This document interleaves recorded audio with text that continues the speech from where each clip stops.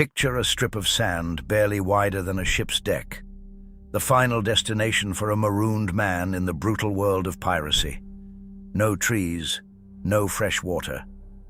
The tide line creeping closer with every hour.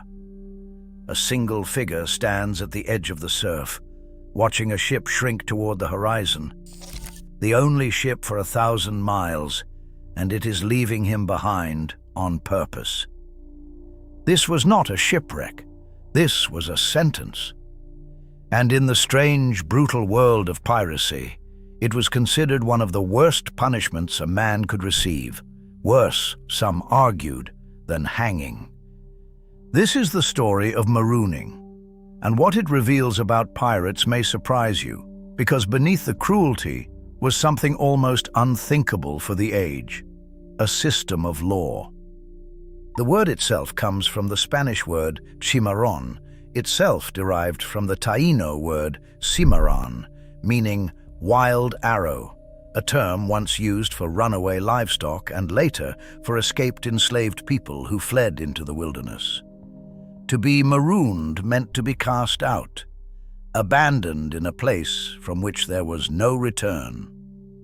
For pirates of the late 1600s and early 1700s, marooning had a precise and almost ritual meaning. A condemned man would be rowed to a small, isolated island or sandbar, often little more than a spit of land that vanished at high tide. He was left with a few specific items, and the choice of those items mattered enormously. Typically, the marooned man received a bottle of water, a small amount of provisions, and a loaded pistol with a single shot. The pistol was not a tool of survival. It was a quiet, terrible suggestion. When the water ran out and the sun became unbearable, the crew expected the man to use that one shot on himself. This was the punishment's true horror. It did not kill you quickly, the way the noose did. It handed you days, sometimes weeks, of thirst, exposure, and silence, and let despair do the executioner's work. Here is where the story becomes genuinely strange. We imagine pirates as agents of pure chaos, lawless men who answered to no one. The reality was almost the opposite. A pirate ship was one of the most tightly governed spaces in the early modern world. Think about the situation these men were in. They were criminals, hunted by every navy on earth.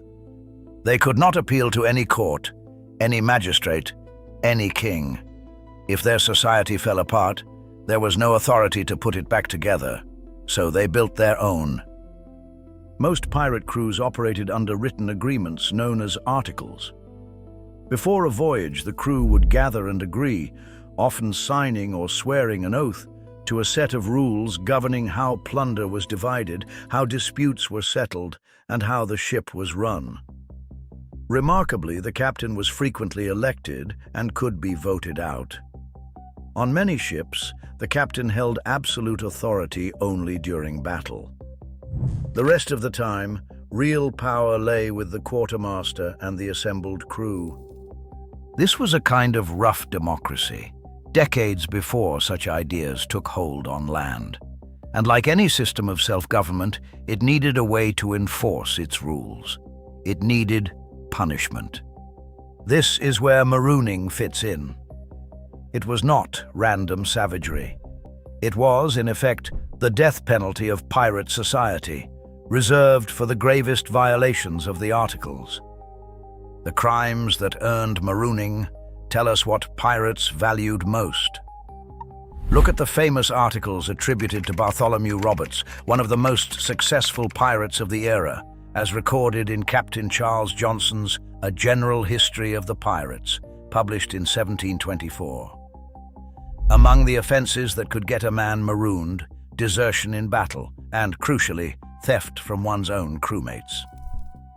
Even Blackbeard, the most feared pirate of the era, adhered to similar codes of conduct. Stop and consider that. A pirate, a professional thief, could be sentenced to a slow death for stealing, but the logic is airtight. A pirate crew survived only on mutual trust. If a man would rob his own brothers, the entire fragile social contract collapsed. So the harshest penalty was aimed not at outsiders, but at betrayal from within. Marooning, then, functioned exactly as a legal punishment functions in any society. It defined the boundaries of acceptable behavior. It deterred the worst conduct. And it was, at least in principle, applied according to agreed rules, rather than the whim of a single ruler. The crew often decided guilt collectively. In a world without courts, the sandbar became the gallows, and the articles became the law. And here lies the deepest irony of the whole story. These men were defined by every government of their time as enemies of all mankind, a Latin legal phrase used to justify hunting them down without mercy. By the standards of England, Spain, and France, pirates existed entirely outside the law, yet they did not live without law. They lived under a law of their own making, and in some ways, a fairer one. On land, an ordinary sailor could be flogged at an officer's whim, cheated of his wages, and left with no recourse. On a pirate ship, punishment was codified, compensation for injuries was written into the articles, and the leader could be removed by vote. Marooning is the dark heart of this paradox. It was savage, yes, but it was also evidence that even the most marginalized outlaws understood something fundamental about human society, that no group can survive without rules, without consequences, and without some shared agreement about justice. The punishment that seems to prove pirates were monsters actually proves the opposite. It proves they were trying, in their own grim way, to be a society. We should be careful, though, not to romanticize this. The reputation of marooning was partly a tool of fear. The threat of being left to die alone kept crews in line as effectively as the punishment itself ever did. Stories spread, and the dread did much of the work. We should also separate fact from fiction. The dramatic image of walking the plank, so central to pirate legend, has almost no basis in the historical record of this golden age. It appears far more often in later novels and films than in actual accounts. Marooning, by contrast, is well documented. It was real, and it was used. And occasionally, against all odds, a marooned man survived. The Scottish sailor Alexander Selkirk, though stranded after a dispute rather than as formal punishment, lived alone on Masa Tierra in the Juan Fernandez Islands off the coast of Chile for more than 4 years before his rescue by privateer Woodes Rogers in 1709. Rogers published an account of the rescue in 1712, which Daniel Defoe likely read before writing what would become one of the most famous novels ever written, Robinson Crusoe. So the very punishment designed to erase a man from the world ended up, in one case, helping to create an enduring story about human resilience. So the next time you picture a pirate, hold 2 images in your mind at once. The first is the one we all know, the cruelty, the sand, the lone figure, and the single pistol shot. But hold the second image too.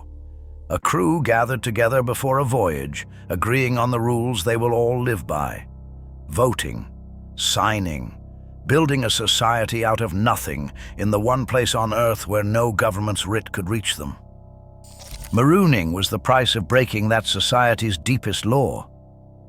It tells us that even among the so-called enemies of all mankind, there was an idea of justice, flawed, harsh, and entirely their own. And maybe that is the most unsettling lesson of all, that the line between an outlaw and a lawmaker is far thinner than we like to believe.